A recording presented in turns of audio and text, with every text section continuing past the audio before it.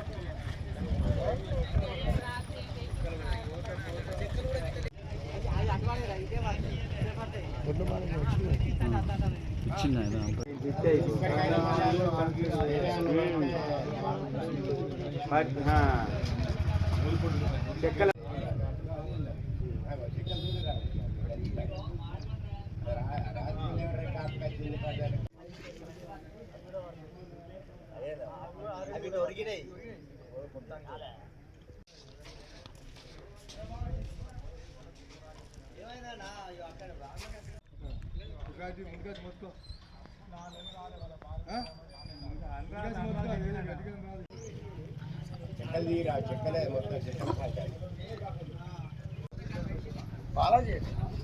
Story అర్థమైందా ఎట్లా కూలిపోయింది చెక్కలు చెక్కలు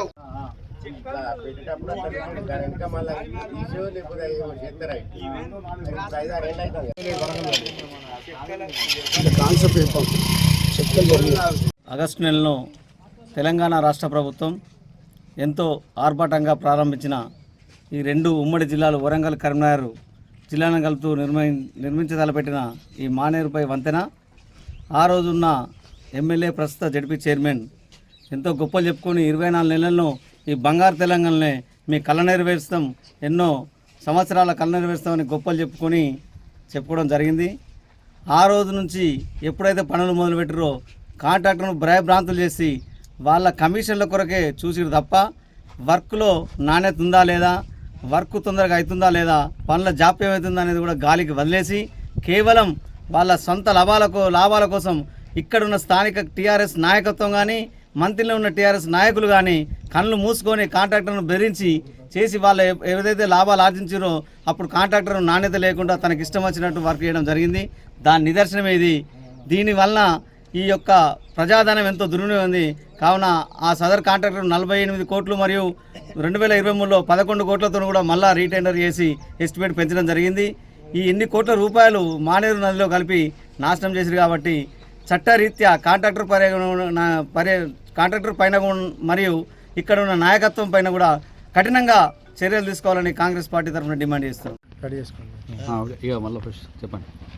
ఈరోజు ఇక్కడ మానేరు నది పైన 2016లో ఏదైతే శంకుస్థాపన చేసారో బ్రిడ్జి దాదాపు 48 కోట్లతో నిర్మాణం చేసి అప్పటి ఎమ్మెల్యే బీఆర్ఎస్ పార్టీ ఇప్పటి బీఆర్ఎస్ పార్టీ జడ్పీ చైర్మన్గా ఉండబడినట్లాంటి పుట్ట మధుకరు గొప్పలు చెప్పుకున్నాడు. 25 నెలల్లో ఈ బ్రిడ్జి మీద ఈ గ్రామాల యొక్క చిరకాల కోరిక నెరవేర్చబోతుందని ఆర్భాటంగా పెద్ద ఎత్తున ఇక్కడ బహిరంగ సభ పెట్టి చెప్పడం జరిగింది. ఇది చూస్తే దాదాపు 8 సంవత్సరాలు దాటి 9 సంవత్సరాలు అడుగు పెడుతున్నాం. ఏ రోజున కూడా ఈ బ్రిడ్జి పనుల గురించి ఇక్కడ జరుగుతున్నట్లాంటి నాణ్యత లోపం గురించి పర్యవేక్షణ అనేది కనపడలేదు. 5 సంవత్సరాలు నేను సర్పంచ్గా ఉన్న కాలంలో ఒక్కరోజు కూడా పుట్ట మధుకర్ వచ్చి ఈ బ్రిడ్జి మీద ఎందుకు ఇక్కడ వర్క్ జరగట్లే, నాణ్యత ఏ రకంగా ఉంది అనేది సంబంధిత అధికారులను తీసుకొని వచ్చి పర్యవేక్షణ చేసిన దాఖలాలు కనపడలే. సర్పంచ్గా 10 సంవత్సరాలు పూర్తి చేసుకున్న నాకు ఏ రోజున కూడా ఈ బ్రిడ్జి గురించి పట్టించుకున్నట్లయిన దాఖలాలు లేవు. కాంట్రాక్టర్ ఇష్టారాజ్యంగా నాసి రకం పనులతో ఈ బ్రిడ్జిని నిర్లక్ష్యం చేసి ఇలా పబ్లిక్ ప్రజాధనాన్ని ఈ రకంగా దుర్వినియోగం చేసి ఇలా ప్రజల ప్రాణాలతో చెలగాటమాడుతున్నట్లాంటి కాంట్రాక్టరు అప్పటి ఎమ్మెల్యే పుట్ట మధుకర్ ఇప్పటి చైర్మన్ మరియు సంబంధిత డిపార్ట్మెంట్ R&B వాళ్ళు కూడా అనేక దఫాలుగా మొత్తుకున్న బ్రిడ్జి కిందనే పిల్లర్ల కిందనే ఇసుక తీస్తున్నారు, పిల్లర్లు కూలిపోయే ప్రమాదం ఉన్నదని అటు భూపాలపల్లి జిల్లా RDO కానీ ఇటు పెద్దపల్లి జిల్లా RDO కానీ R&B వాళ్ళకి మొత్తుకున్నా పట్టించుకోలేదు. అన్నట్టుగానే నిన్న సాయంత్రం 9:30-10 గంటల సుమారు చిన్న గాలి దుమారం అయి అట్లాంటి గాలి దుమారానికే ఇవాళ 3 గార్డర్లు పడి ఒక 10 ఫీట్ల దూరంగా వచ్చి నడి రోడ్డు మీద పడింది. అదృష్టశాత్తు రైతులు పంట పొలాల నుంచి వెళ్ళి ఇంటికి చేరుకుంటున్న 2 నిమిషాల గ్యాప్లోనే ఇది జరగడం పెద్ద ప్రమాదం మా ఓడేడు గ్రామ రైతులకు తప్పింది. అట్లనే ఒక పెళ్లి బృందం బస్సు కూడా 500 మీటర్ల దూరంగానే బ్రిడ్జి కూలినప్పుడు ఉంది. అందులో దాదాపు 60-65 మంది పిల్లలతో సహా ఉన్నారు. కొంచెం ఒక 2 నిమిషాలు వాళ్ళు ముందు పాస్ అయితే బస్సు ధ్వంసమయ్యేది. ఇంతమంది ప్రాణాలకు నష్టం జరిగేది.